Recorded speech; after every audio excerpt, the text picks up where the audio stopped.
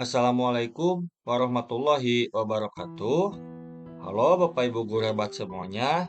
Di sini saya akan berbagi terkait aksi nyata modul 1.4 budaya positif kepada Bapak Ibu guru hebat semuanya. Sebelumnya, perkenalkan saya Agung Sugandi, calon guru penggerak angkatan 9 dari SDN Sukasirna, Kabupaten Cianjur, Jawa Barat. Di dalam aksi nyata 1.4 ini terkait budaya positif, saya membuat dua kegiatan aksi nyata. Yang pertama adalah membuat keyakinan kelas dengan murid-murid saya, yakni murid kelas 5. Kemudian juga yang kedua, melakukan pengimbasan atau diseminasi kepada rekan guru sejawat di sekolah saya mengenai budaya positif di sekolah. Kemudian juga latar belakang. Tujuan dari disiplin positif adalah menanamkan motivasi kepada murid-murid kita, yaitu untuk menjadi orang yang mereka inginkan dan menghargai diri sendiri dengan nilai-nilai yang mereka percaya. Ketika murid kita memiliki motivasi tersebut, mereka telah memiliki motivasi intrinsik yang berdampak jangka panjang. Motivasi yang tidak akan terpengaruh pada adanya hukuman atau hadiah. Kemudian juga seiring dengan kemajuan teknologi yang begitu pesat, tanpa disadari, dalam praktek kehidupan sehari-hari, menimbulkan penurunan nilai-nilai kebajikan universal, seperti murid yang kurang sopan, tidak disiplin, acuh tak acuh, dan yang lainnya. Oleh karena itu, sangat penting dilakukannya aksi nyata penerapan budaya positif di sekolah. Kemudian, tujuan aksi nyata ini yang pertama adalah mendidik murid agar senantiasa melaksanakan budaya positif.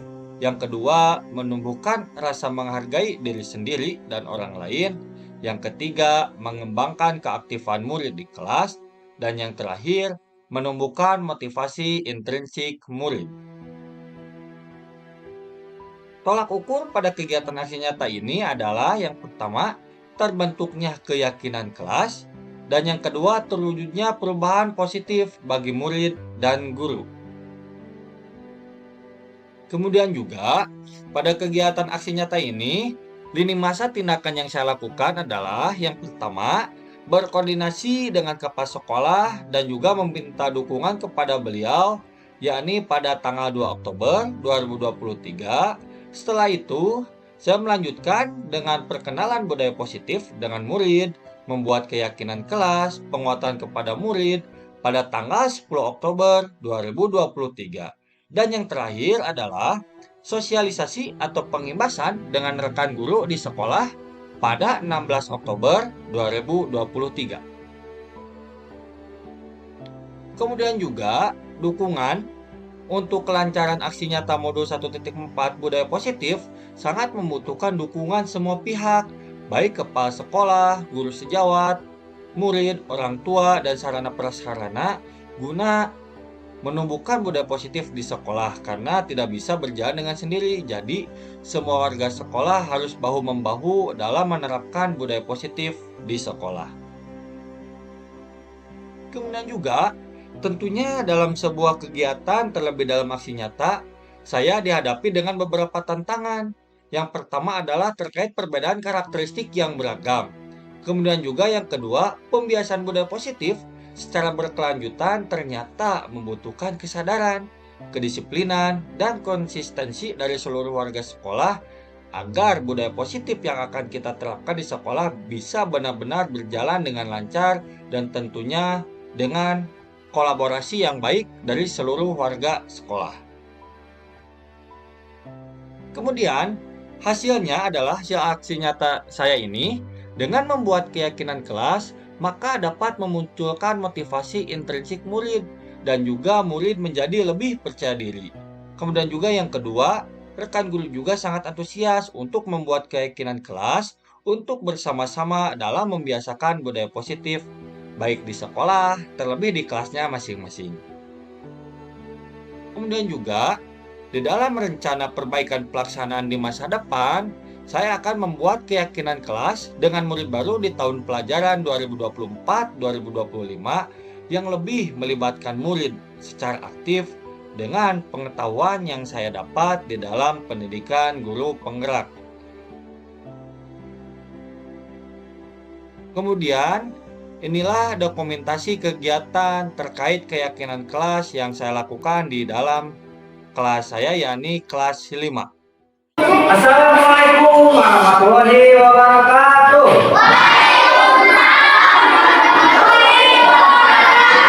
Apa kabarnya hari ini anak-anak?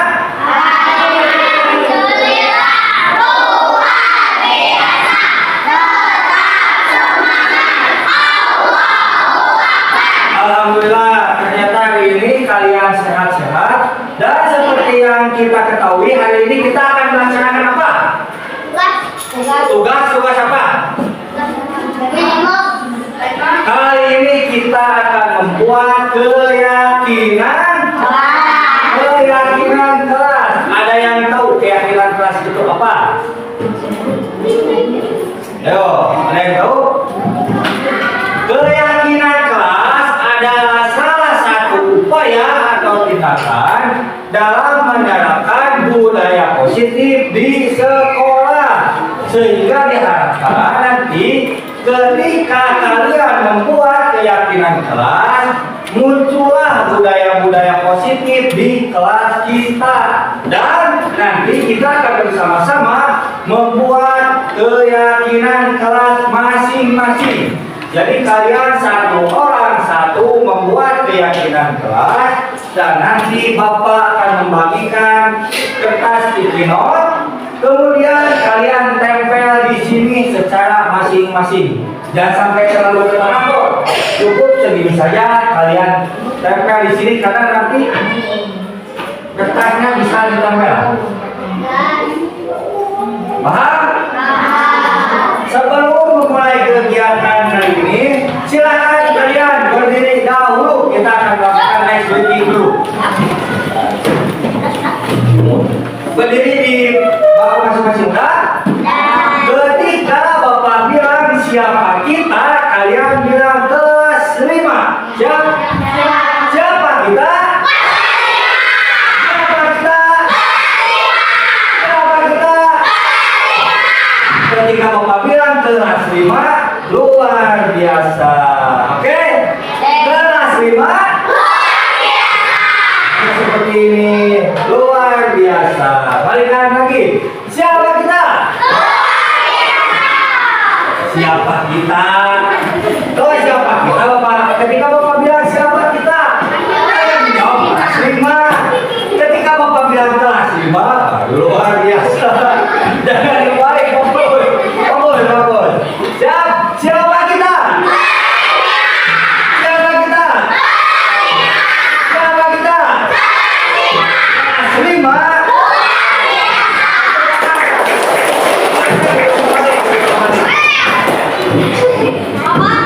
Sekarang Bapak akan membagikan kertas sticky note-nya. Jangan lupa kalian kasih nama, kemudian tuliskan satu saja keyakinan kelas yang ingin kalian tuliskan di sini. Nanti akan Bapak bacakan satu persatu keyakinan kelas apa saja yang akan kita yakini di kelas 5. Bapak akan membagikan terlebih dahulu.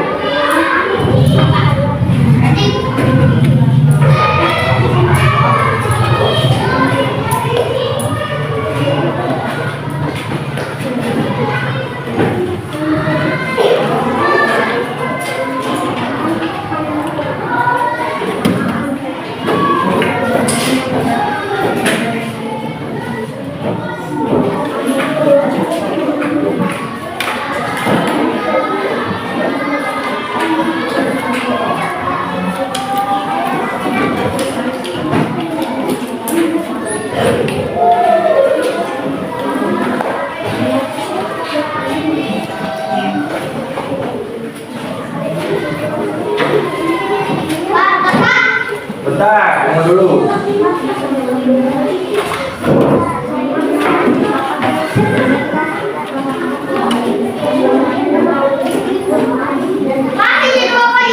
buat satu.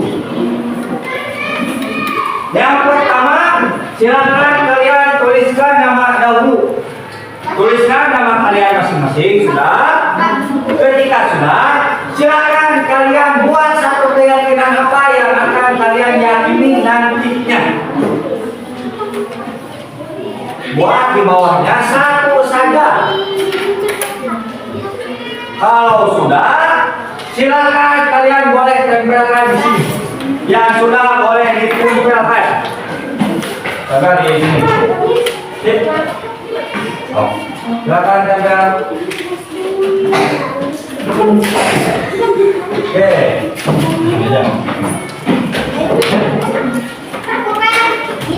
Oke. Sip. Yang sudah boleh ditempel ke depan. Di bawah boleh. Sip. Oke.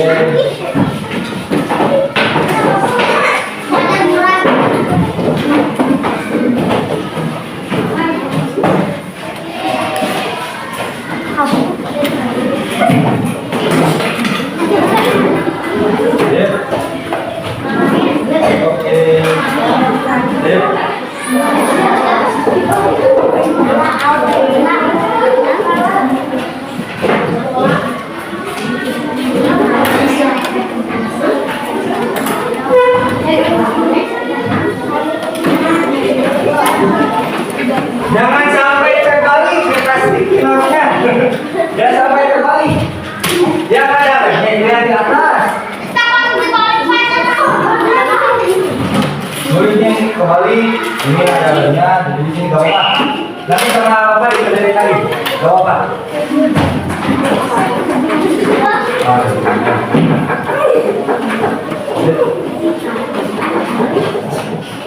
Oke.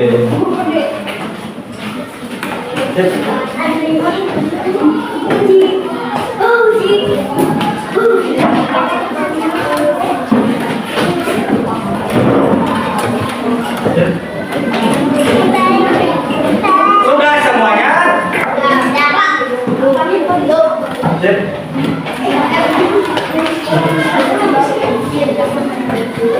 Nanti akan Bapak kelompokkan kalau ada yang sama. Jadi tenang saja, nanti akan Bapak kelompokkan satu per satu. Ya?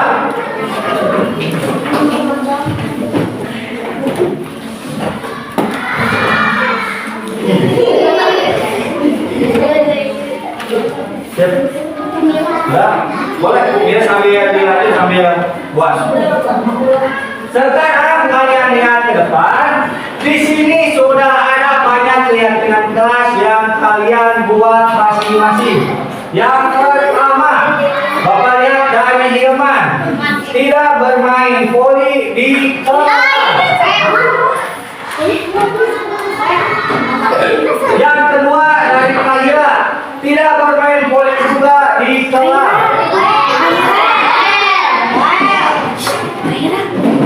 Yang ketiga dari Keke, tidak boleh berisik saat belajar.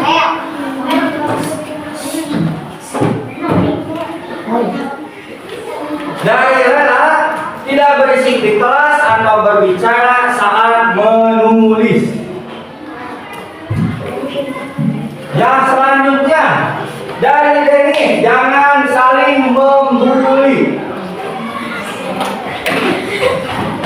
Dari Fajar, jangan berantem. Kemudian dari Leo, tidak berantem. Dari Aini pun sama, jangan berantem. Dari Fatin, kalian harus memperhatikan guru.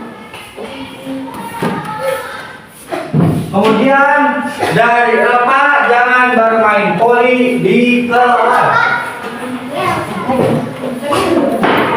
Dari Dimas, tidak boleh menyebut nama orang tua.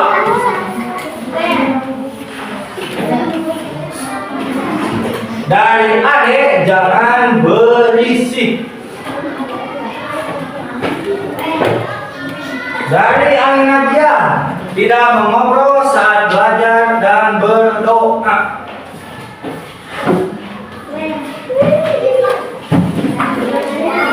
Dari Fadil, tidak bermain beklas di kelas.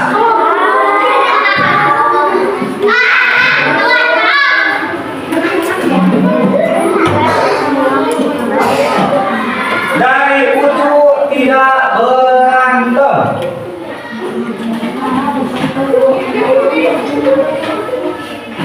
Dari Faisal, tidak membuang sampah sembarangan di kelas. Dari Rianti, tidak mengobrol saat pembelajaran.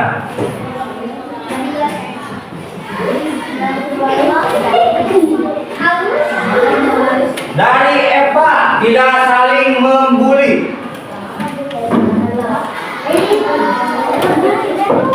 Dari Asia, jangan membuang sampah di kelas dan jangan berisik saat belajar.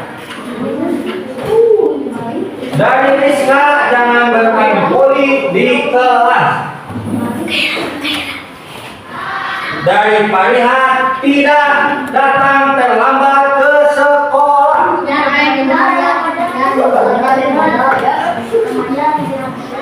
Dari Kayla, jangan membuang sampah di kelas karena kelas harus dipiket tiap hari. Jadi kalian yang pernah membuang sampah sembarangan biar banyak contoh.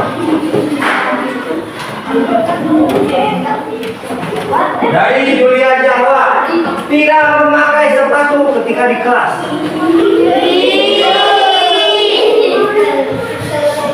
Untuk memakai sandal. Bisa dikali. Pak Waji tidak bermain bola di kelas. Tadi bermain voli, sekarang bermain bola. Di Yosef, jangan bermain voli di kelas. Dari Evan, jangan berisik di kelas. Dari Asri, jangan membuli atau menyebut-nyebut nama orang tua. Dan yang terakhir dari Adi, jangan bermain bola di kelas. Inilah keyakinan kelas yang harus kita yakini bersama-sama. Dan mulai sekarang, besok, lusa sampai kalian nanti naik ke kelas 6, ada 1, 2, 3, 4, 5, 6, 7, 8 keyakinan kelas yang harus kalian yakini. Yang pertama, jangan pernah bermain bola atau voli di kelas. Tepuk tangan dulu. Yang kedua, tidak boleh berisik saat belajar. Yang ketiga, jangan melakukan tindakan bullying. Yang keempat, harus memperhatikan guru. Kemudian tidak bermain beklas di kelas kecuali istirahat. Kalau saat belajar jangan, kalau istirahat boleh. Kalau sebelum belajar jangan. Misal bapak belum datang, kalian bermain beklas jangan. Kalau di luar kelas boleh. Kalau di dalam kelas jangan. Kecuali kalau istirahat boleh. Kemudian yang selanjutnya, jangan membuang sampah sembarangan. Nanti kalau masih ada sampah di dalam meja kalian masing-masing, seperti biasa dipoin. Kemudian yang selanjutnya, tidak datang terlambat ke sekolah. Bukan hanya sekolah, semuanya. Jadi dari mulai besok diusahakan maksimal kalian sudah ada di sekolah jam 7. Pak masih pagi ya, Bapak ketika misalnya di sekolah. Kalau kalian sudah di kelas, bisa bantu bikin kelas dulu, bisa bisa bantu bersih-bersih lapangan, bisa bermain di sekolah dulu sambil menunggu bapak, dan yang terakhir tidak boleh memakai sepatu ketika di kelas. Ini semua keyakinan kelas yang harus kita yakini bersama-sama agar budaya positif di kelas 5 bisa tumbuh secara bertahap. Sekian dari Bapak, terima kasih. Wassalamualaikum warahmatullahi wabarakatuh.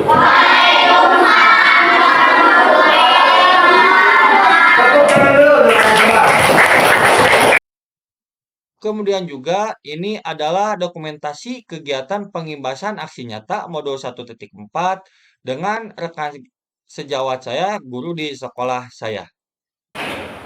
Bismillahirrahmanirrahim. Assalamualaikum warahmatullahi wabarakatuh. Waalaikumsalam warahmatullahi wabarakatuh. Terima kasih banyak kepada Bapak Ibu yang telah berkenan hadir pada kegiatan kali ini. Yang mana kegiatan kali ini saya akan mengimbaskan terkait aksi nyata modul 1.4 terkait budaya positif di sekolah. Nah, pasti sebelumnya Bapak Ibu juga bertanya-tanya mengapa kita berkumpul di sini. Yaitu kita balik lagi kepada yang tadi, nanti kita akan sharing atau diskusi terkait budaya positif di sekolah. Kemudian juga perkenalkan Bapak Ibu, saya Bung Sugandi, TGP Angkatan 9 dari SD Sukasirna, Kabupaten Cianjur, Jawa Barat. Kemudian juga nanti pada alur kegiatan ini kita akan ada beberapa alur atau kegiatan yang akan kita lalui. Yang pertama yakni pendahuluan, yang kedua kegiatan inti, yang ketiga diskusi, dan yang keempat adalah penutup. Kemudian juga di dalam pendahuluan nanti kita akan sebelum melaksanakan kegiatan kita akan berdoa bersama-sama.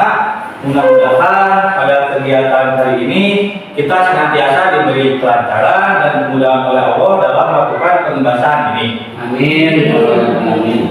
Kemudian juga nanti di kegiatan ini kita akan bersama-sama melaksanakan yaitu dalam melihat materi terkait budaya positif di sekolah. Kemudian juga nanti kita akan berdiskusi dan yang terakhir adalah penutup.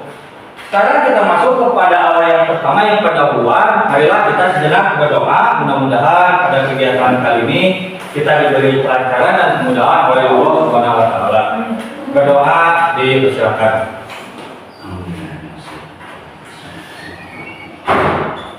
Ya.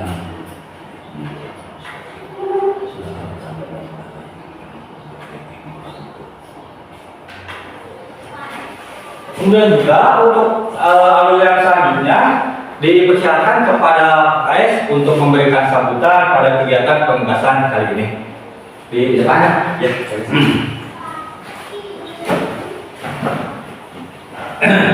Assalamualaikum warahmatullahi wabarakatuh. Waalaikumsalam. Bismillah, alhamdulillah, wassalatu wassalamu ala rasulillah, la hawla wala quwwata illa billah. Pertama-tama kita panjatkan puji dan syukur ke Allah yang telah memberikan nikmat sehat yang utama. Salawat dan salam kita curahkan yakni karubbana wa nabiyana kanjeng Nabi Muhammad sallallahu alaihi wasallam.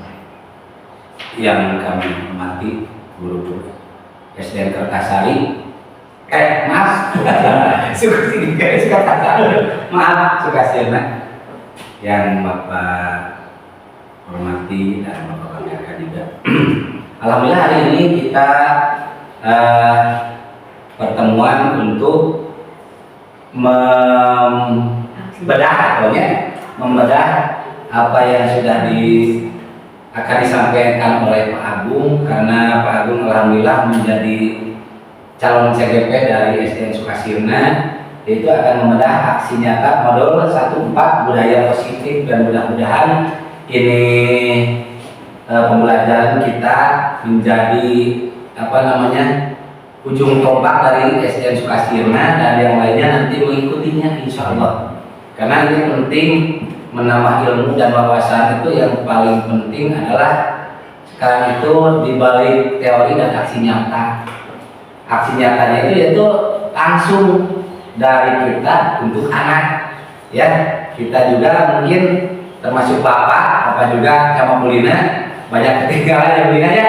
Tapi sekarang insya Allah Bapak juga mengikuti alur pendidikan, karena pendidikan itu sangat penting. Karena pendidikan majunya negara karena pendidikan maju karena guru, kan gitu sebenarnya. Mudah-mudahan kedepannya nanti guru makin mendapat wawasan ilmu, dan guru juga mudah-mudahan diperhatikan oleh pemerintah. Itu yang pertama. Mudah-mudahan nanti Pak Agung jadi PNS, Pak PBK lah mudah-mudahan jadi PNS, dan semuanya Bapak menginginkan jadi PNS, insya Allah. Karena negara ini sebenarnya Indonesia kaya, insya Allah. Mudah-mudahan kedepannya lebih baik.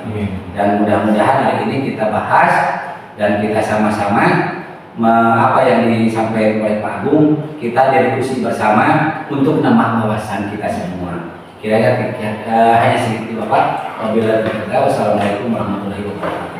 Waalaikumsalam. Terima kasih banyak kepada KKS yang telah memberi sambutan pada kegiatan awal kita kali ini, yakni terkait seni bahasa aksinya nomor 1.4. Kemudian juga sekarang kita masuk ke dalam kesepakatan belajar, yang mana di dalam kesepakatan belajar ini nanti kita sama-sama, yang pertama, semua peserta memiliki kesempatan berpendapat. Jadi nanti Bapak dan Ibu guru berhak dan memiliki kesempatan yang sama dalam memberikan pendapat ketika nanti kita melaksanakan diskusi. Kemudian juga yang kedua, berpikiran terbuka dan saling menghormati, sehingga nantinya kita bisa saling bertukar pikiran, tentunya dengan saling menghormati satu sama lainnya. Kemudian juga yang ketiga adalah berpendapat setelah dipersilakan, karena agar kegiatan kita menjadi lebih efisien dan efektif. Dan yang terakhir, berpartisipasi penuh serta gembira. Jadi diharapkan dalam melakukan kegiatan penugasan ini kita dalam hati yang riang, agar mudah-mudahan ilmu yang nanti kita diskusikan, kita sharingkan bisa bermanfaat di kemudian hari, terutama di kelas kita masing-masing. Nah, sebelum masuk kepada materi, agar kita lebih rileks dan tidak tegang, dipersilakan kepada Bapak Ibu untuk berdiri sebentar. Kita akan melaksanakan ice breaking dulu biar tidak tegang. Ice breakingnya sangat simpel Bapak Ibu. Ketika saya bilang bersatu, Bapak Ibu bilang bersatu kali, ke kanan dulu. Ya. Ketika saya bilang berdua kali, ketika saya bilang bertiga kali, berkali-kali, ore. Jadi ice breakingnya seperti itu. Nama ice breakingnya ada ice breaking cikibar. Siapa bagi siapa? Bersatu kali, berdua kali, bertiga kali, berkali-kali,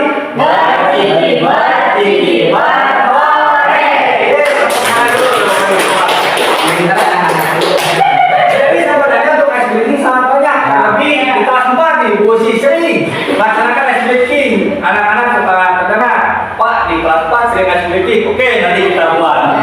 Jadi untuk ice breaking sangat banyak, Bapak Ibu, tinggal disesuaikan dengan kondisi kita di kelas masing-masing. Inovasi ya. Betul Pak. Jadi sangat banyak pelanggan dan sangat berinovatif. Kemudian juga kita masuk kepada materi yang pertama terkait keyakinan kelas. Sekarang kita digaung-gaungkan bahwasanya di tiap sekolah, bahkan di tiap kelas-kelas, jangan sampai ada peraturan kelas. Tapi sekarang ditekankan lebih kepada keyakinan kelas. Nah, lantas apa itu keyakinan kelas? Keyakinan kelas adalah sesuatu yang diyakini bersama, yang berasal dari penyatuan pikiran untuk menjadi nilai-nilai kebaikan untuk diturunkan di kelas-kelas. Sehingga antara peraturan kelas dan keyakinan kelas itu sangat berbeda. Karena di dalam keyakinan kelas, kita terlebih di kelas nanti akan berdiskusi bersama murid-murid apa saja yang akan kita laksanakan selama pembelajaran di kelas. Ketika kita menerapkan peraturan kelas, otomatis mau tidak mau, suka tidak suka, ketika anak melaksanakan atau bahkan melakukan pelanggaran tersebut, anak akan merasa terbebani. Tetapi berbeda dengan keyakinan kelas. Ketika dalam sebuah kelas terdapat sebuah keyakinan, nanti di sini akan timbul dan diharapkan muncullah budaya-budaya positif. Karena di dalam keyakinan kelas ini sendiri, nanti kita akan bersama-sama dengan murid memaparkan keyakinan kelas apa saja yang akan kita laksanakan di kelas. Kemudian juga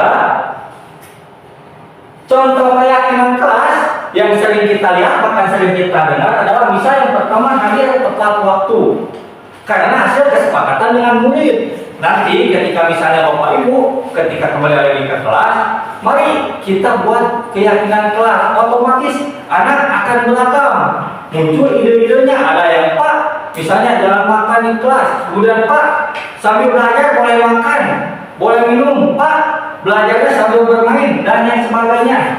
Jadi diharapkan mulai sekarang dan seterusnya di sekolah kita di SD Sukasina kita mulai menerapkan keyakinan kelas dan tentunya dengan sesuai kesepakatan murid. Di sini ada contoh keyakinan kelas yang pertama, misal hadir tepat waktu, berpakaian sesuai jadwal, bersikap 5S, senyum, sapa salam, sopan santun dan seterusnya.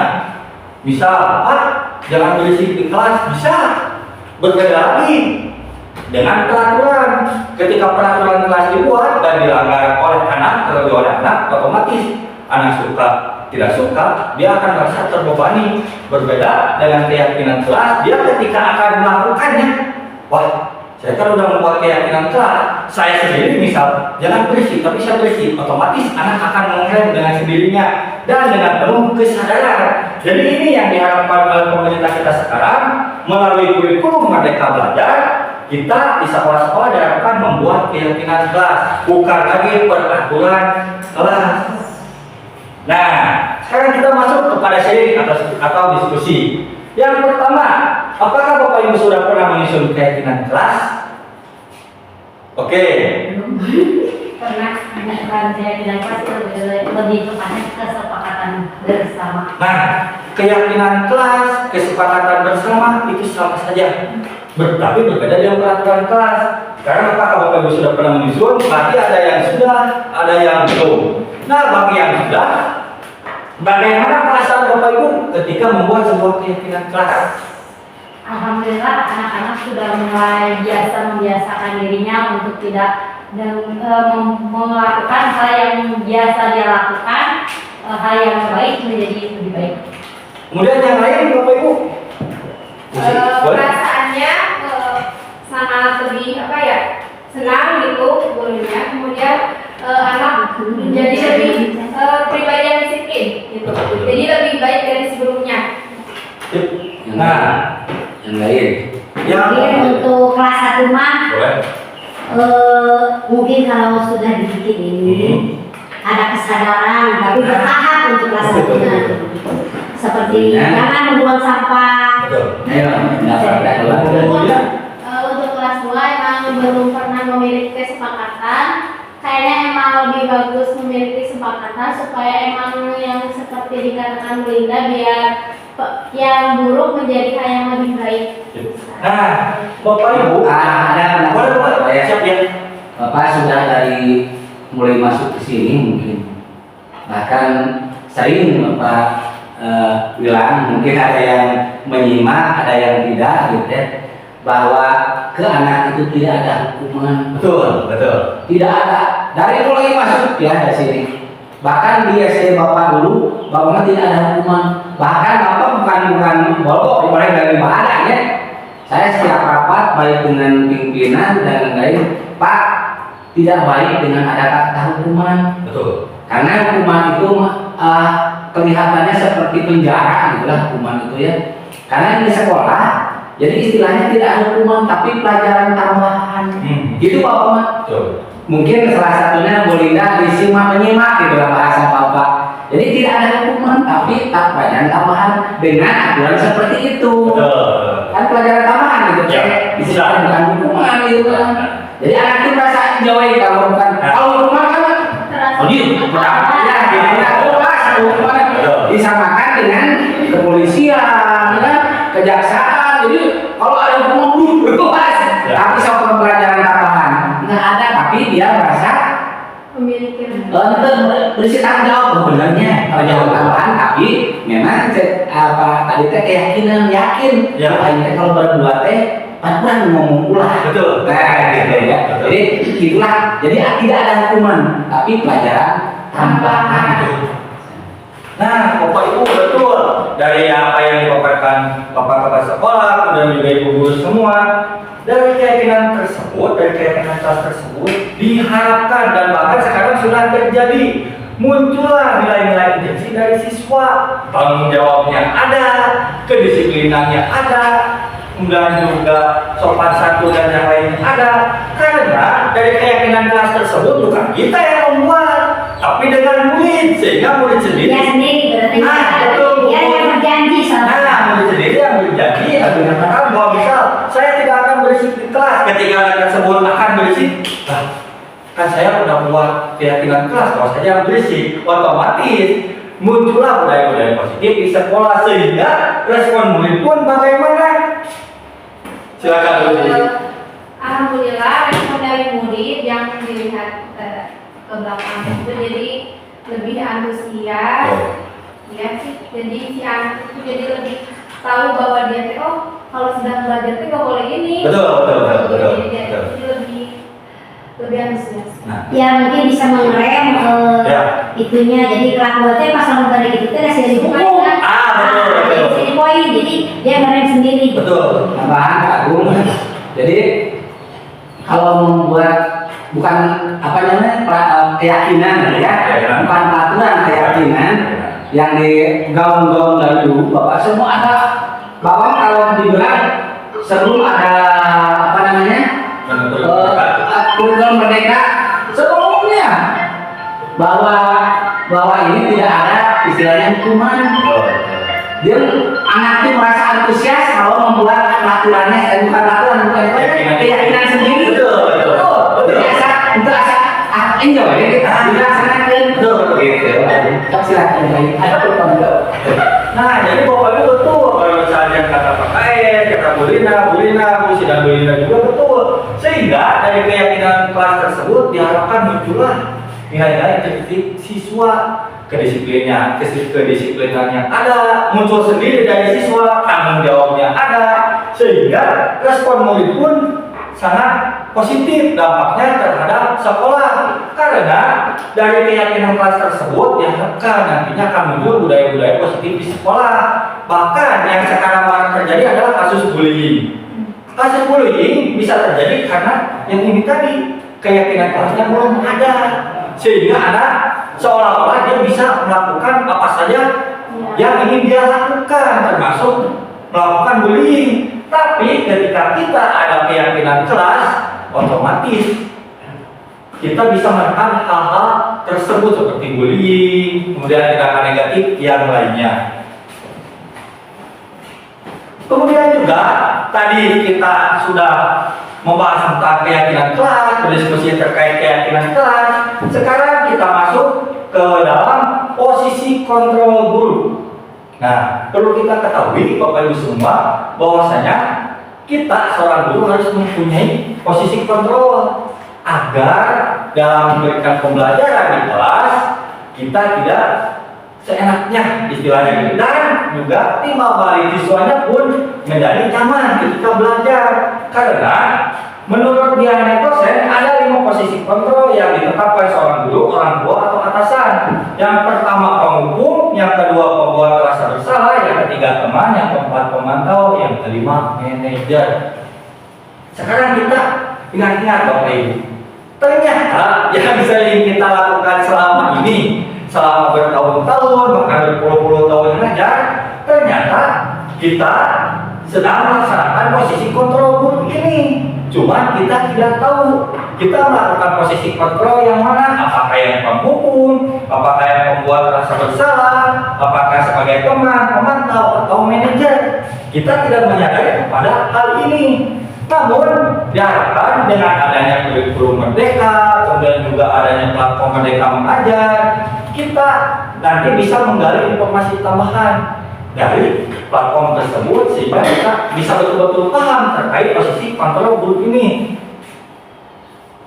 Yang pertama, sebagai penghukum, tanpa kita sadari kita sering melakukan posisi kontrol yang pertama, baik hukuman secara fisik maupun verbal. Nah, cuman di beberapa tahun ke belakang hukuman yang fisik ini sudah tidak mulai dan bahkan tidak mulai dilakukan karena sekarang banyak kasus yang tadinya niat guru ingin mendidik anak agar menjadi disiplin, mandiri dan sebagainya, karena ada orang tua yang tidak terima atas hukuman fisik yang diberikan oleh guru tersebut, maka orang tua melaporkan ke kepolisian dan bahkan banyak kasus yang guru sampai dikejar. Padahal dari awal guru ketika melakukan hukuman fisik itu ingin memberikan efek jerah, karena mungkin setelah diberitahu, diberi arah, masukan dan yang lainnya, anak terus membangkang sehingga muncullah hukuman fisik maupun verbal. Nah, verbal ini nih yang bahkan kita sendiri suka tidak sadar sering melakukan hukuman secara verbal. Seperti apa? Patuhi aturan saya, atau awas kamu ya, misal ada piket, kamu tuh piket hukum dia. Nah, hal seperti itu ternyata adalah kita masuk ke dalam posisi kontrol guru yang sebagai penghukum. Bisa tanpa kita sadari itu merasa bersalah itu betul. ada. Nah, dari sekarang kita mulai ubah sedikit-sedikit bahwasanya posisi kontrol guru sebagai penghukum kita mulai hilangkan. Untuk hukuman fisik kan pasti kita tidak melakukan. Alhamdulillah di Sukasina tidak ada kasus seperti itu. Mungkin kita bisa mengambil pelajaran di sekolah yang lain, makanya jauh di luar provinsi. Namun untuk yang hukuman sebagai verbal, mungkin kita coba ubah sedikit-sedikit. Termasuk saya pribadi pun sama, terkadang tanpa disadari. Terlebih ketika anak piket, kalian piket, kamu tuh piketnya berupa dihukum, dikit. Nah, ternyata itu tidak boleh. Kemudian juga, nah ini yang contoh yang kedua, kamu selalu saja salah. Biasanya ini kepada anak yang sering melakukan kesalahan.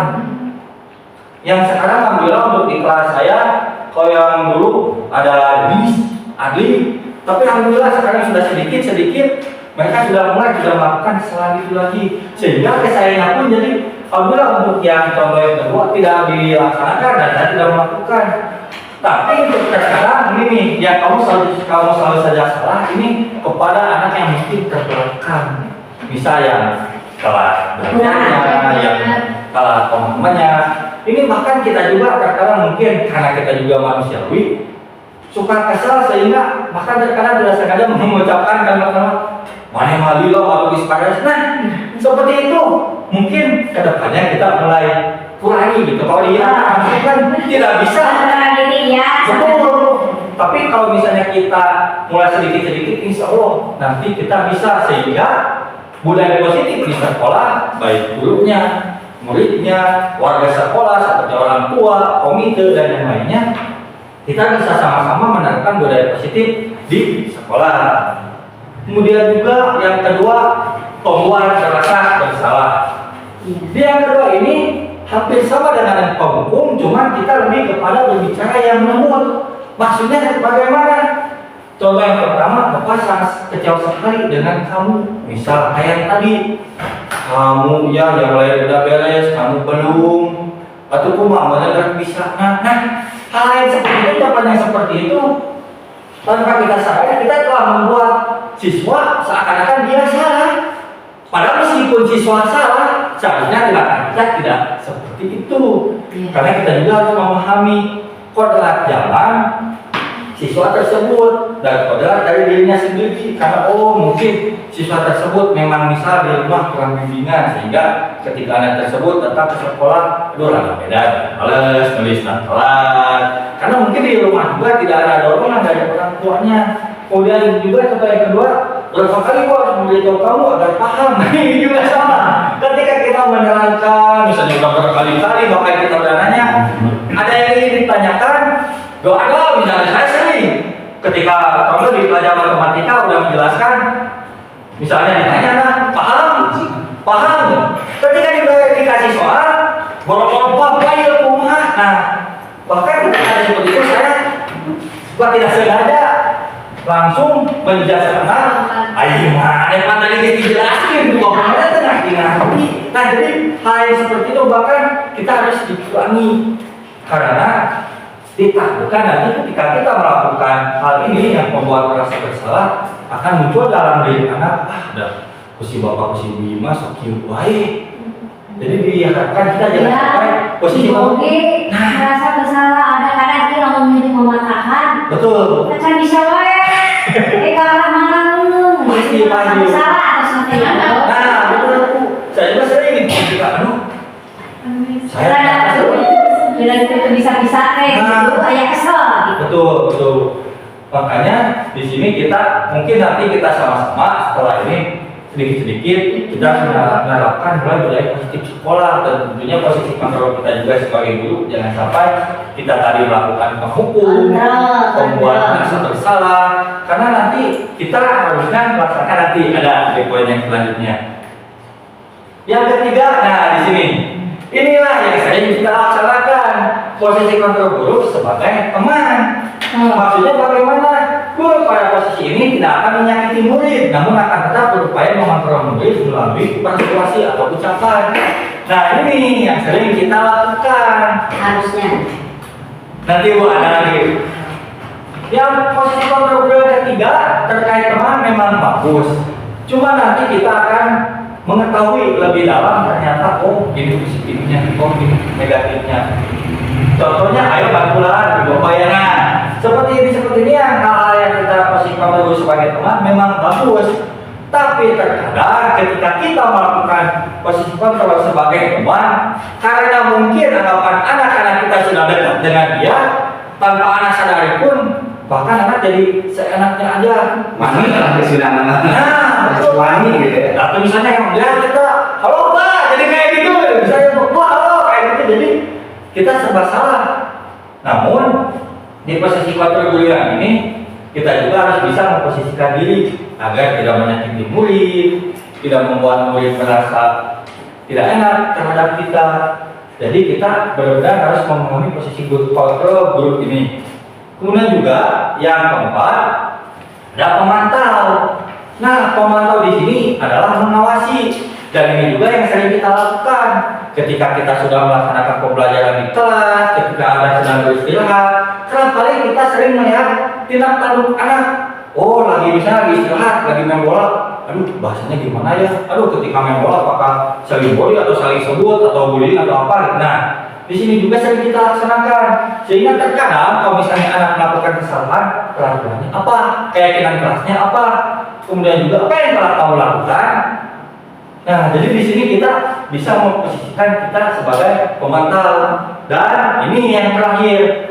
Inilah yang harusnya kita laksanakan. Kita sebagai guru harusnya menerapkan posisi kontrol guru yang sebagai manajer. Maksudnya bagaimana? Guru berkolaborasi dalam murid untuk memperbaiki kesalahan. Jadi kita tidak menjustifikasi si murid meskipun murid salah, tapi kita gali mengapa anak melakukan hal tersebut, kemudian juga nanti ketika anak setelah melakukan hal tersebut apakah dia mau memperbaiki kesalahannya atau tidak, sehingga nanti ketika ada anak yang melanggar keyakinan kelas, kita enak untuk menanyakan kembali kepada anak apa yang kita yakini. Misal di kelas saya sudah membuat keyakinan kelas yang pertama jangan berisik di kelas, tapi anak malah tetap berisik di kelas. Saya kan tinggal menanyakan balik pada anak, ayo nak kita lihat keyakinan kelas yang pertama apa? Baca misalnya, jangan berisik di kelas. Nah, ini kan yang sudah kita sepakati bersama, bahwasanya kalian tidak ketika berada di kelas, ketika melaksanakan pembelajaran jangan berisik. Anak pasti nanti akan tenang kembali. Ketika anak melakukan kesalahan lagi, kita tinggal balik lagi melihatkan keyakinan kelas yang telah disepakati. Sehingga anak nanti lama-lama akan muncul, oh iya ya, saya ketika di kelas jangan berisik, kemudian juga jangan membuli satu sama lain. Karena ketika anak dilihatkan dengan keyakinan kelas yang telah dia buat, otomatis anak, oh iya itu betul, saya melakukan itu, oh iya saya melakukan ini. Jadi nanti diharapkan keyakinan kelas yang telah kita buat dan yang akan kita buat nanti dipampang di kelas. Jadi anak bisa melihat, apa yang telah mereka tulis di dalam keyakinan kelas sesuai kesepakatan kita dengan murid. Nah, inilah 5 posisi kontrol restitusi yang mana yang tadi kata saya ada dampak negatif, ada dampak positif yang akan dihasilkan ketika kita menjadi sebagai penghukum, pembuat orang bersalah, sebagai teman, pemantau, atau sebagai manajer. Di dalam ini semua terdapat beberapa motivasi. Motivasi eksternal, yaitu maksudnya ke dalam penghukum, pembuat orang merasa bersalah, teman dan pemantau, ini masuknya ke dalam motivasi eksternal. Untuk yang manajer, ke motivasi intrinsik. Sehingga dari tadi yang dua, di yang penghukum sama pembuat orang merasa bersalah, ini merupakan identitas gagal dan perilaku kontrol yang negatif. Makanya tadi, bahkan sering kita tidak sadar, kita sering melakukan yang ini. Maka diharapkan setelah kita melakukan berdiskusi dan sharing terkait budaya positif, hal yang dua ini, posisi kontrol guru yang ini, bisa kita kurangi sedikit-sedikit, yang mana kita harapkan nanti bisa hilang. Kemudian juga identitas berhasil atau sukses, kita bisa menerapkan posisi kontrol guru yang sebagai teman, pemantau, atau manajer. Tetapi di antara 3 ini ada 2, teman dan pemantau yang perilaku kontrolnya bersifat positif. Namun dari ini semua ada hasilnya ketika kita melakukan kontrol guru. Posisinya yang pertama penghukum, otomatis anak akan memberontak. Karena dia tidak enak, karena kita nah, hal yang seperti itu adalah membuat orang bersalah dan juga kita bisa menghukum. Makanya anak terkadang memberontak, berdendam, bahkan menyalahkan orang lain. Ini hasil dari ketika kita melakukan posisi kontrol yang penghukum. Kalau yang membuat orang merasa bersalah, nantinya anak akan menyembunyikan, akan menyangkal, akan berbohong. Misal, di saya ada muridnya belajar kok, padahal dia tidak belajar, tidak membeli. Ini karena mungkin yang dia rasa saya melakukan posisi kontrol yang membuat orang merasa bersalah. Jadi dia nyangka, menyembunyikan. Ketika misalnya terus belajar, padahal dia tidak belajar. Udah nulis, padahal dia tidak nulis. Karena dia merasa saya kepada dia dan dia beranggapan saya melakukan posisi kontrol yang membuat orang merasa bersalah, jadi dia tidak terbuka. Kalau misalnya kita yang ketiga adalah melakukan posisi kontrol sebagai teman, nanti hasilnya adalah ketergantungan. Maksudnya ketergantungan gimana? Misalnya kita baru datang, lalu dijemput, misalnya dipanggil, sih itu kiki. Nah, jadi antara kita dengan murid tidak ada gap, jadi dia khawatirkan nanti ini anak akan melakukan ketergantungan terus kepada kita. Padahal kan yang kita ajari, yang kita didik, yang kita tuntun bukan hanya satu anak, tapi banyak. Ditakutkan nanti ada anak yang lain, supaya teman besok yang si wae, ajen abina ilaha. Bahkan anak ada yang seperti itu. Cemburu, betul, ada cemburu sosial. Jadi dia, aduh, jangan si bokong wae, jangan kawae. Ini jangan dulu saya ada anak kelas 6 nggak jual. Wah, kok semakin gini. Kelas 5 beda aja teh. Pokoknya harus di kelas 5, tidak terus di kelas 5 pokoknya. Ayo, jadi karena mungkin dia beranggapan bahwasanya dia dan saya adalah teman. Padahal beda. Dan ini juga kesalahan saya pas waktu itu menerapkan posisi kontrol sebagai teman. Jadi imbasnya adalah ketergantungan.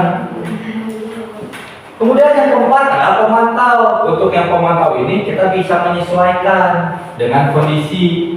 Misal untuk melihat perkembangan anak, kita awasi. Kalau ada masalah kita panggil. Ada apa nak? Apa yang bisa Bapak bantu? Kenapa nak kamu melakukan ini dan sebagainya. Jadi kita bisa lakukan pemantauan. Dan yang terakhir adalah sebagai manajer. Di dalam manajer ini seperti yang sudah tadi dipaparkan, kita bisa berkolaborasi dengan murid, bahkan dengan guru yang lain, agar anak tersebut bisa menguatkan watak atau karakternya.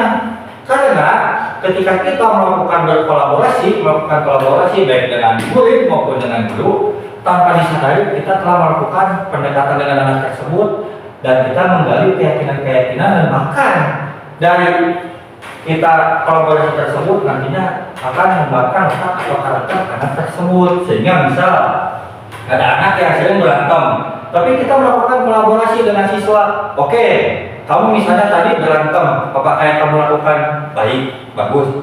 Tidak, Pak.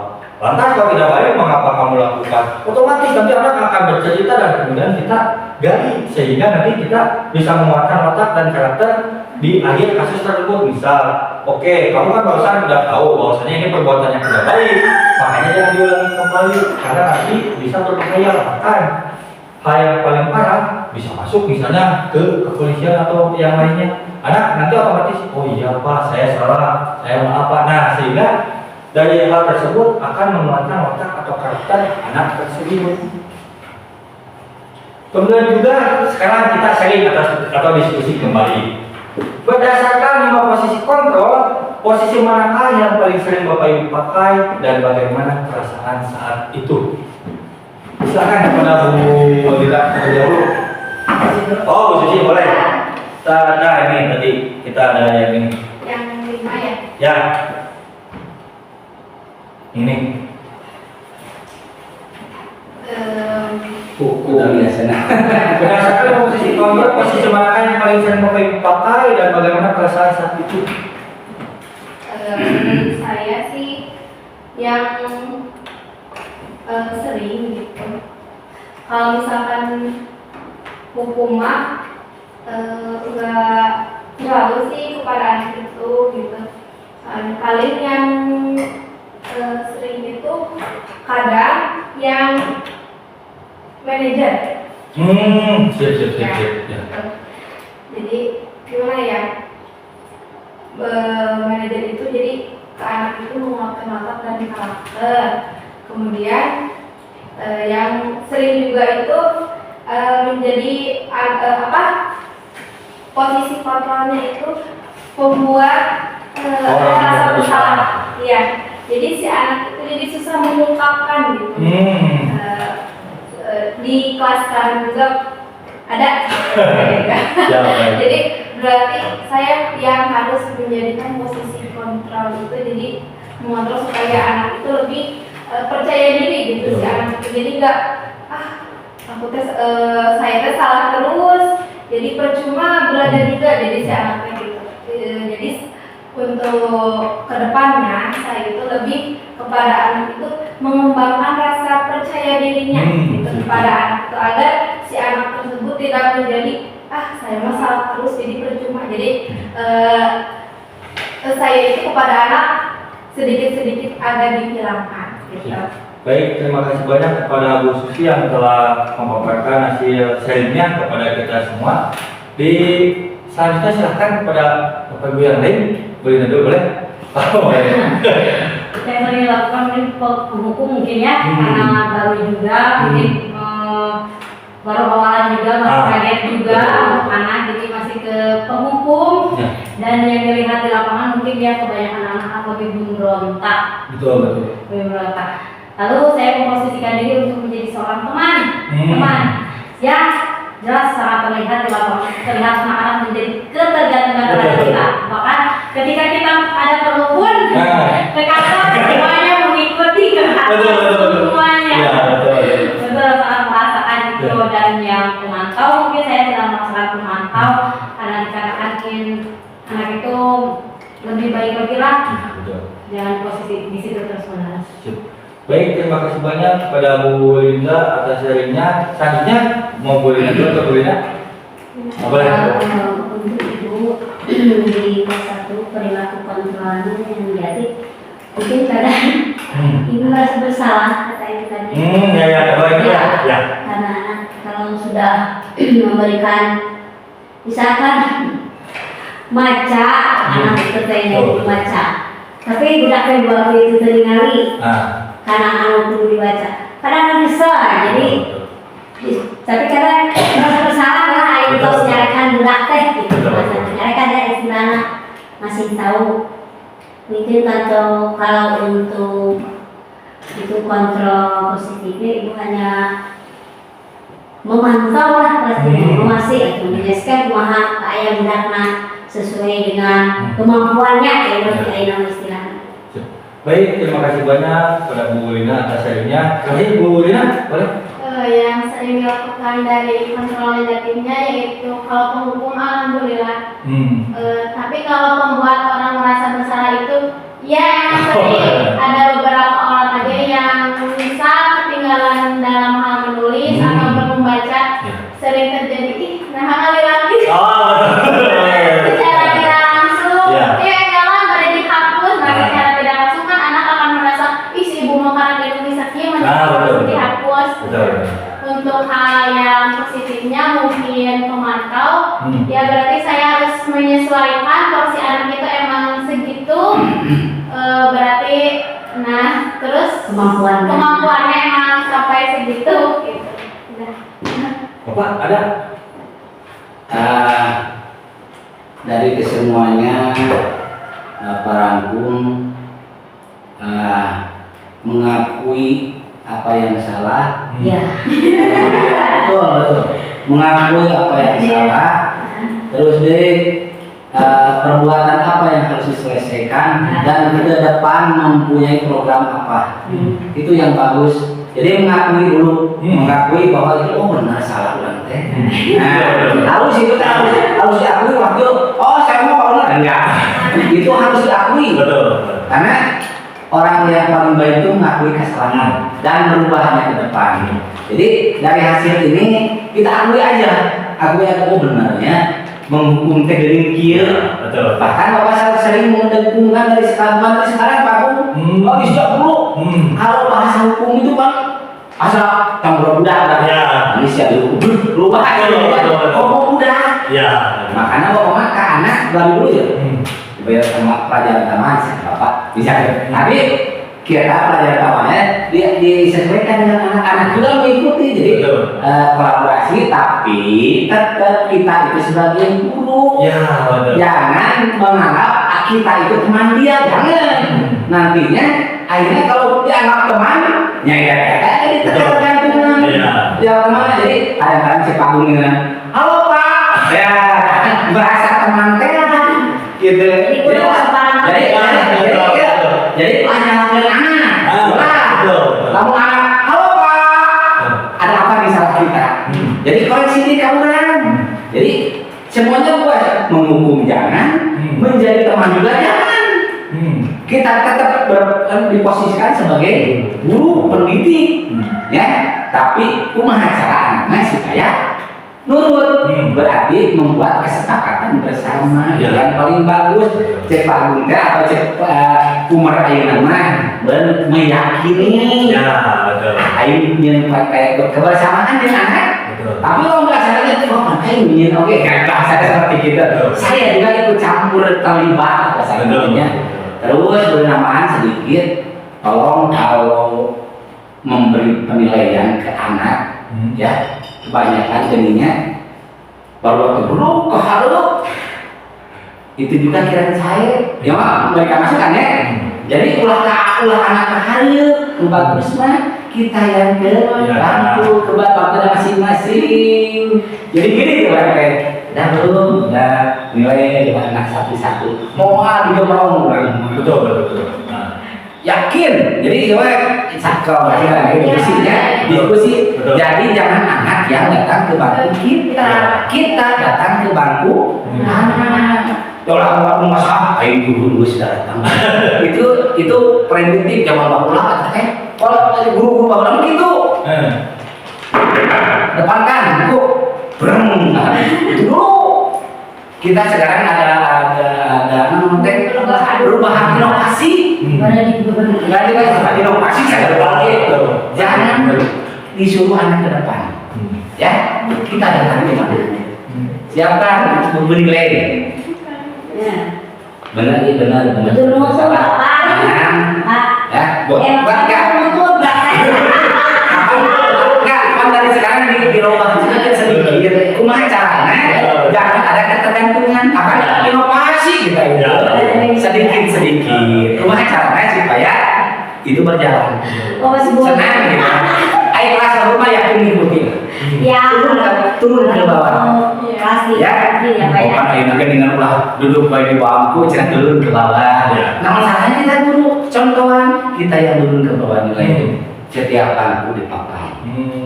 So, merasa dihargai, kita juga dihargai. Gitu. Saling loh. Betul. Ya, gitu. Kolaborasi, Pak. Iya, kan caranya kok. Makanya kolaborasi uang kita yang belum aja dihargai. Mana kolaborasinya kan tidak ada. Jadi kolaborasi bukan hanya kita dengan guru semua, kita dengan anak juga harus kolaborasi. Benar Pak? Betul. Gitu. Jadi kesimpulannya di Bapak,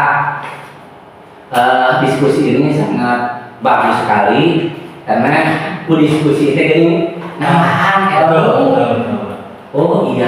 oh iya, jangan ya. Jadi monoton kan? Alhamdulillah ya CGP dikurang. Jadi kudu bersyukur kita ada kemajuan lah. Mudah-mudahan ke depan lebih baik. Amin. Baik, terima kasih banyak Pak Kais atas penutupnya. Kemudian juga, nah ada satu lagi, setelah mempelajari modul ini, posisi apa yang Anda pakai dan bagaimana perasaan Anda sekarang? Apa perbedaannya?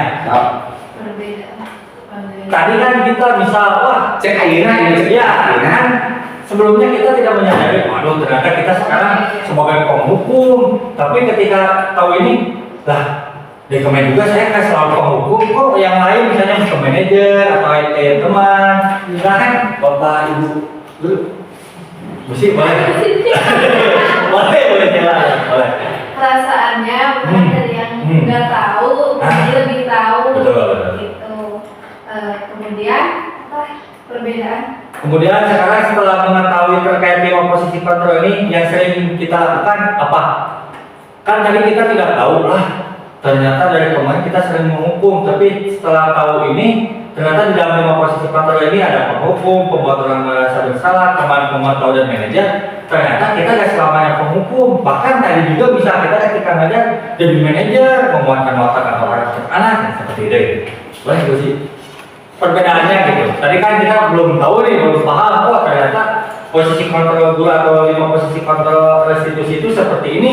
Tapi setelah kita tahu apa Perbedaannya mungkin untuk ibu jadi menyadari lah kesalahan ibu, cara kali ini ada aturannya ya, posisi kontrol sebagai guru gitu ibu. Anu tadi kosong asa budak jadi ngerasa bersalah, jadi memang ada bohong baik karena kita mungkin agak keras tuh. Terus lalu kalau perbedaannya ya mudah-mudahan kedepannya kita jadi tahu, saya tidak tahu jadi tahu perbedaan ibu sebagai guru gitu istilahnya gitu. Yang lain Kita menyampaikan ke anak gitu kan. siapa ya? Saya terima kasih akhir. Belum ngomong masih ada. Tadi. Sebenarnya semuanya sudah dijalankan Pak. Betul. Hukumannya osol. Ya. Jujur. Betul. Kadang-kadang keaman teh sok hukum. Ya. Benar ya? Betul. Benar, udah diakui. Terus membuat orang merasa bersalah, osol jalankan. Bahkan dari teman oke minum. Ya. Sok jangan protes. Sebenarnya teman kan. Osol. Terus kadang-kadang kita jadi jien pemantau. Ayah. Osok jangan yakin bahwa osok. Bahkan sampai dijari ayah. Jadi kadang-kadang ayah mah kayak teh kamar minum HP sok dipakai. Iya, sebenarnya kan tanpa sadari. Betul. Jadi kita lah akui lah semuanya teh kamar minum asa bener. Kamu untuk akal. Oh, semuanya kita sudah jalan teman. Tapi kamu mau nggak aja kurang teh gitu pakai akui lah. Berarti dari sini ke depan, oh ini yang Ya, perbedaannya jadi menyadari kesalahan seperti kenapa Agung tadi teman ketergantungan mungkin jadi halo seenaknya. Nah itu mungkin di kita boleh berteman seperti teman Agung, tapi ada batasnya. Betul. Jadi di sini posisi kita tetap bukan teman tapi tetap guru. Ya. Tapi disenangi. Ya. Gembira tadi yang disuruh gembira ya. Ayo gitu gembira gitu. Jadi lagi menanamkan anak itu jadi teman, bahwa kan pindah ke apa perhatikan itu banyak Pak Agung ya. Pak Agung waktu udah pindah ke kelas 6, ayo Pak Agung berarti dianggap teman. Boleh disayangi. boleh. Tapi jangan berlebihan. Betul. Gitu. Dan tahunya. Jadi anak-anak gue, siapapun ini Kudu disenangi. disenangi gitu. Ya tahunya. Nah, gitu. Benar nggak? Dan akhirnya Kita harus diskusi. Ya. Jadi ternyata dari kesimpulan kita diskusi yang kedua ini, sebagai penghukum dan pembuat orang merasa bersalah adalah perilaku yang negatif. Yang sekarang harus kita laksanakan adalah kontrol diri sebagai manajer. Tapi kali-kali kita melakukan posisi kontrol yang positif sebagai teman dan pemantau. Sehingga ada semua ini balance gitu, seimbang. Manajernya ada, pemantauannya ada, temannya ada. Tapi jangan sampai kita melakukan yang buat ini. Karena ditakutkan nanti hasilnya anak akan memberontak, berdendam, berbohong, dan yang lainnya. Kemudian juga kita lanjutkan. Sekarang kita masuk kepada materi yang terakhir terkait restitusi. Apa itu restitusi?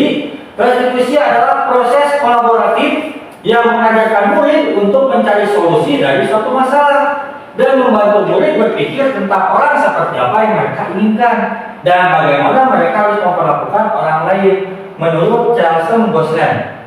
Jadi tanpa kita sadari, ketika ada anak yang sedang melaksanakan yang melakukan kesalahan, kita sering memanggilnya. Kita sering berdiskusi, menggali informasi. Ada apa? Mengapa kamu melakukan ini? Kemudian juga apakah nanti kamu akan mengulanginya atau tidak? Ternyata perbuatan itu yang sering kita lakukan adalah istilahnya disebutnya segitiga, nanti ada restitusi. Jadi segitiga restitusi ini adalah sebuah cara untuk menanamkan disiplin positif pada murid. Jadi diharapkan nanti ketika misalnya anak melakukan sebuah kesalahan, baik misalnya ada yang kesalahan kasusnya berkelahi atau yang lainnya, kita nanti coba terapkan di kegiatan restitusi ini agar kita bisa mencari solusi dari suatu masalah. Karena kita kan mendengarkan keluh kesah anak. Karena tidak mungkin sepati-pati anak melakukan kesalahan tersebut, pasti ada sebab dan asal muasalnya. Kemudian juga membantu murid berpikir tentang orang seperti apa yang mereka inginkan. Jadi kita menginformasi, misalnya ada anak yang berkelahi si A dan si B. Pada si itu mengambil mata orang kira, cekin, nah kasih itu. Nah, jadi kita tetap harus mendengar apa yang mereka ucapkan, karena kita harus menggali dan nantinya mereka harus memperlakukan dan bagaimana mereka harus memperlakukan orang lain. Jadi jangan sampai mereka juga semena-mena terhadap orang lain, sehingga dari itu semua bisa menanamkan disiplin positif pada murid. Di sini ada sekarang, bahkan ini juga yang sering kita lakukan. Balik lagi ke yang tadi, ketika murid ada masalah kita panggil. Ternyata tindakan itu ada istilahnya, namanya segitiga restitusi. Saya juga sama baru sadar, baru ngeh. Oh, ternyata selama ini ketika ada kasus anak misalnya membuli teman yang lain atau berkelahi, bahkan kasus yang lainnya, ketika dipanggil, digali informasi sampai ke anak tersebut menyadari kesalahannya, ternyata istilah itu adalah namanya segitiga restitusi. Di mana di dalam segitiga restitusi ada 3 jenis tahapan yang harus dilaksanakan. Yang pertama, menstabilkan identitas. Yang kedua, validasi tindakan yang salah. Dan yang ketiga, menanyakan keyakinan. Jadi diharapkan dalam penerapan segitiga restitusi ini kita harus ingat keyakinan kelas dulu, sehingga nanti ketika kita memvalidasi kegiatan tersebut kita sambungkan kepada menanyakan keyakinan kelas. Yang pertama di dalam menstabilkan identitas.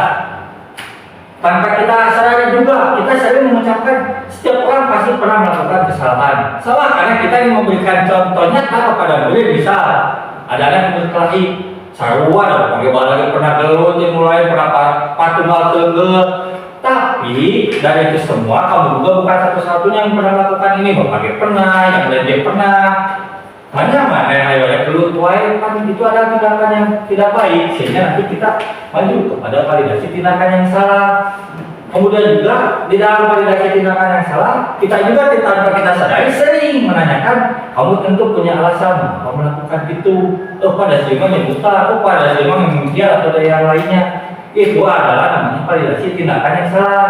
Sehingga adakah cara yang lebih efektif untuk mendapatkan apa yang kamu butuhkan? Misal anak yang sering berkelahi, Bahkan kita juga tanpa sadari balik lagi, tanpa kita sadari. Atau selain dulu, pada kita merasa banget tuh mendingin asal mungkin dulu. Ternyata, ada yang main bola, ulah dulu, iya sok atau main bola. Nah, jadi itu adalah tindakan validasi, tindakan yang salah. Dan yang terakhir, menanyakan keyakinan kelas apa yang telah kita sepakati. Kemudian juga kami ingin menjadi orang seperti apa. Jadi tetap dalam menerapkan segitiga restitusi ini, fondasi yang paling awal adalah kita adanya keyakinan kelas.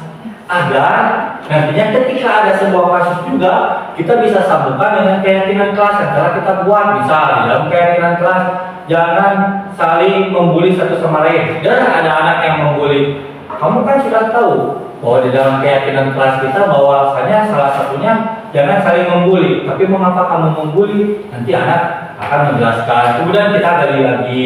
Jadi dari ini semua ternyata yang sering kita lakukan itu ada istilahnya namanya segitiga restitusi. Dan di sini pun ada contoh kasus dalam mengimplementasikan segitiga restitusi.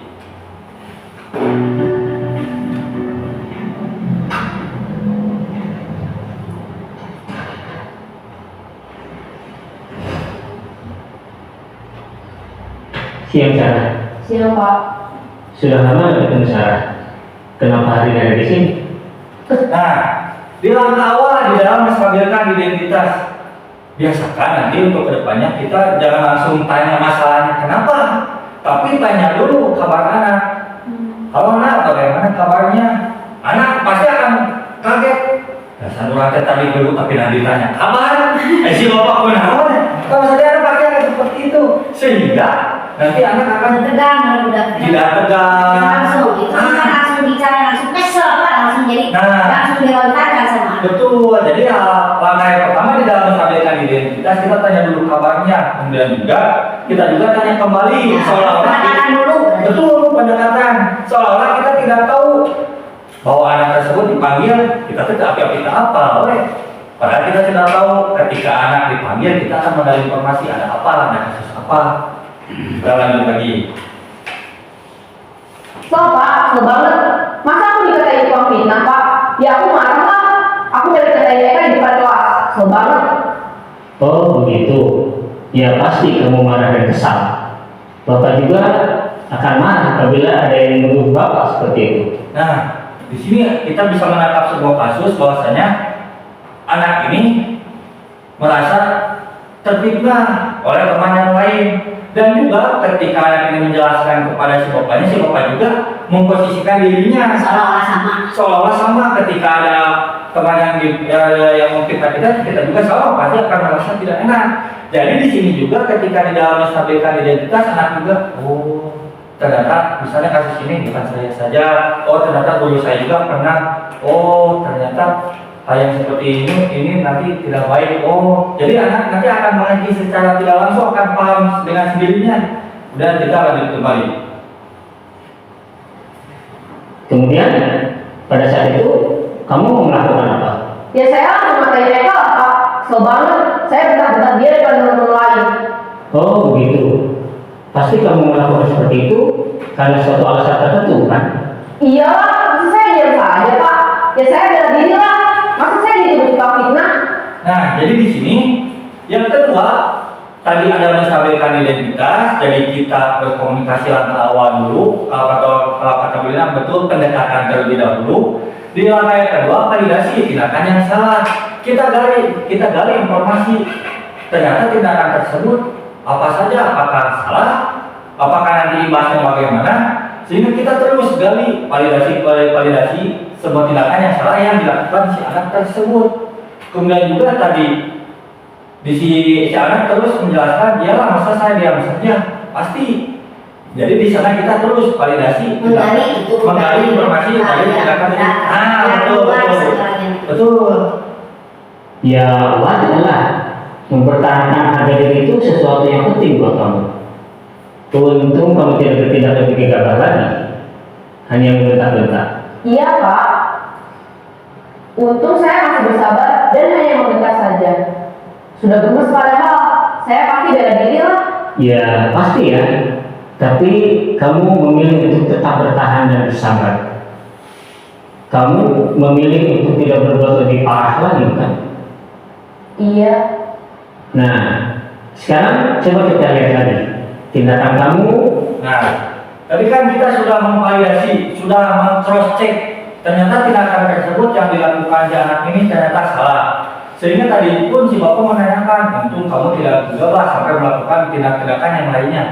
Di yang terakhir, balik lagi menanyakan keyakinan.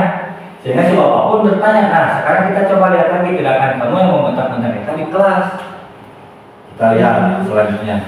Yang minta kita di kelas.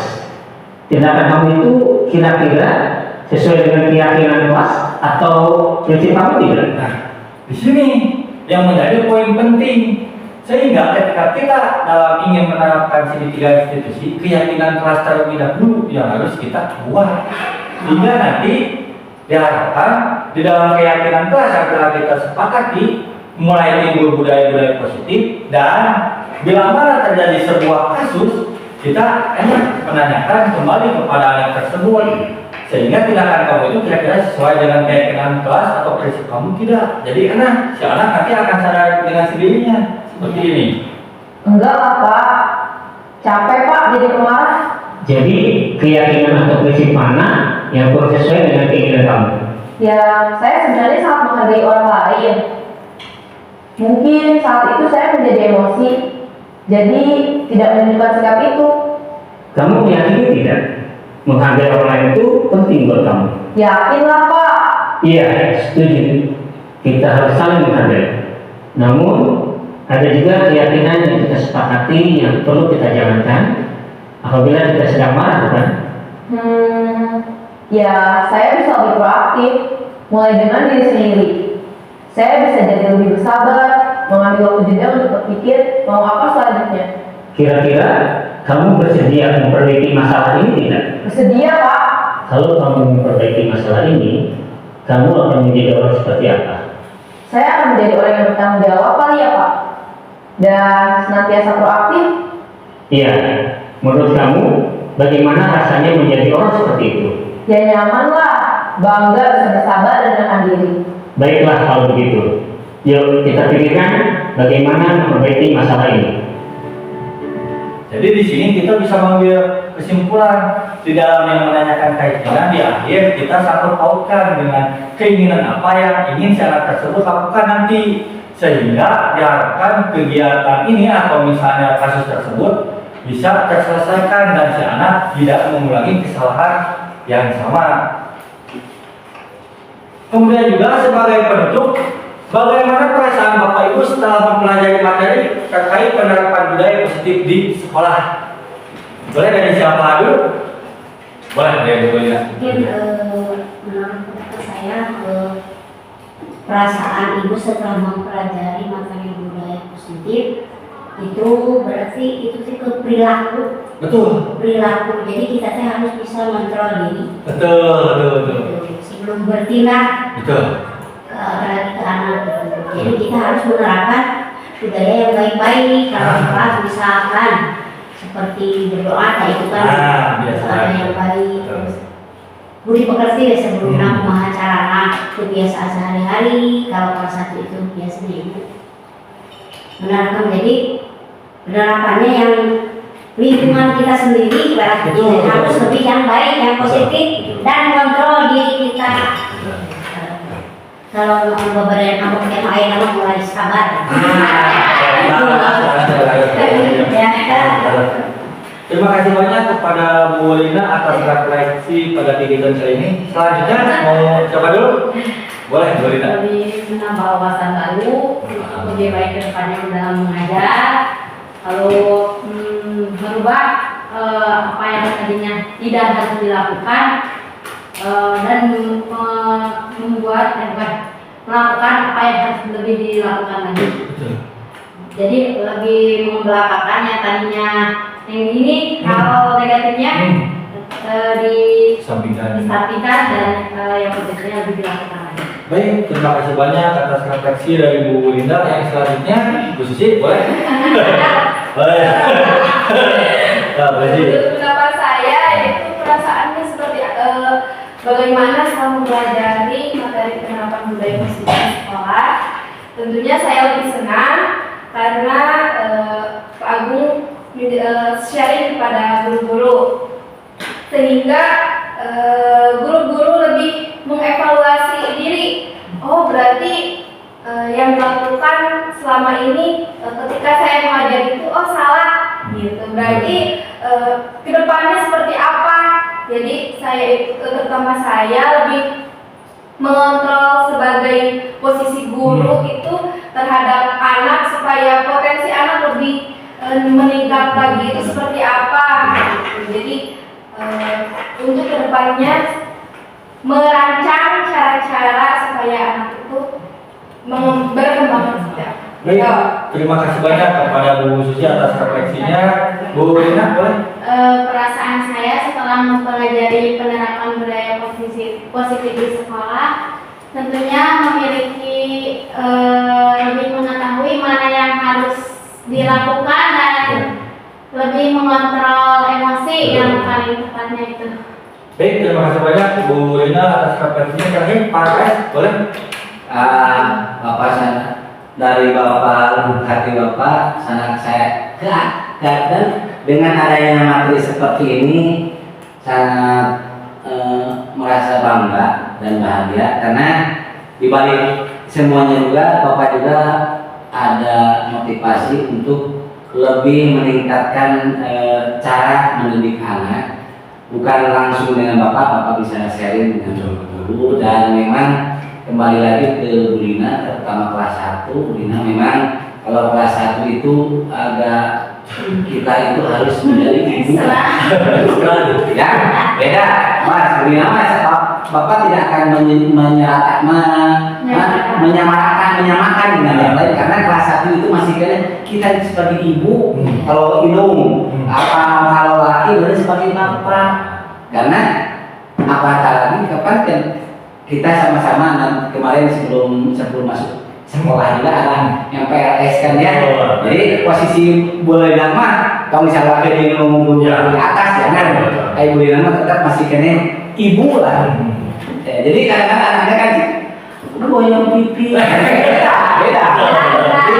Jadi Pak, tutur kata kan berarti urutan. Berarti nanti tutur kata ibu lah istilahnya masih banyak diperbaiki kayak sadar berkata kontrol. Boleh. Jadi khusus di kelas ini malu paling bukan paling jauh lah dengan kelas dulu mah kadang-kadang ya ulang buat sekali ayo banyak bisa. Tapi kelas ini itu masih kita sebagai ibu atau indung ke anak lah, masih gitu lah gitu.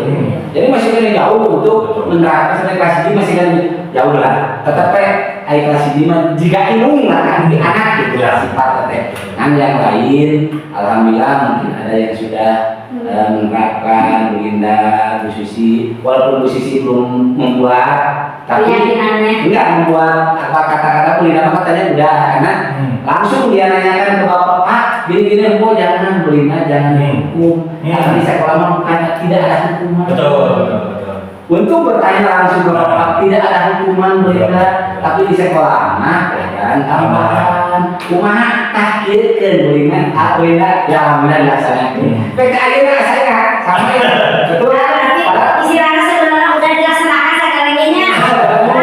Cuman kesalahan itu ya. Bapak disampaikan ke Bu Linda langsung dilaksanakan alhamdulillah. Saya itu Bapak bertanya apa? Otomatis kalau misalkan Bu Linda menanyakan ke Bapak itu Usi juga harus mendengarkan ya.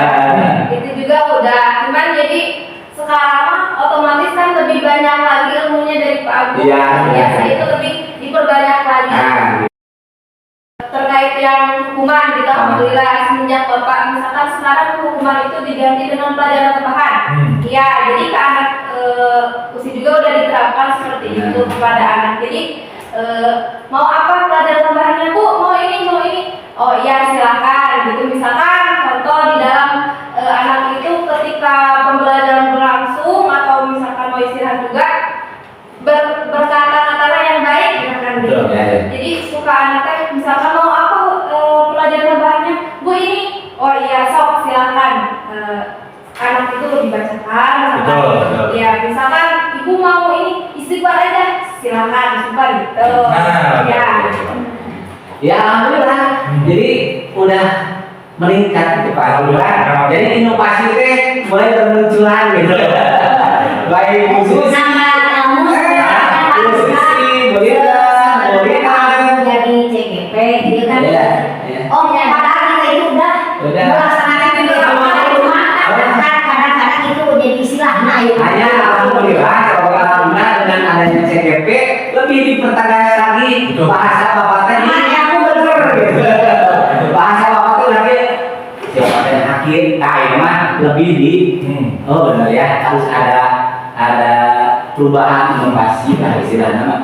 Ulah ayo hukuman ini luasnya, hukum bisa mana? Oh tapi ayo pelajaran tambahannya itu dari diri kemarin, gitu dia kurang.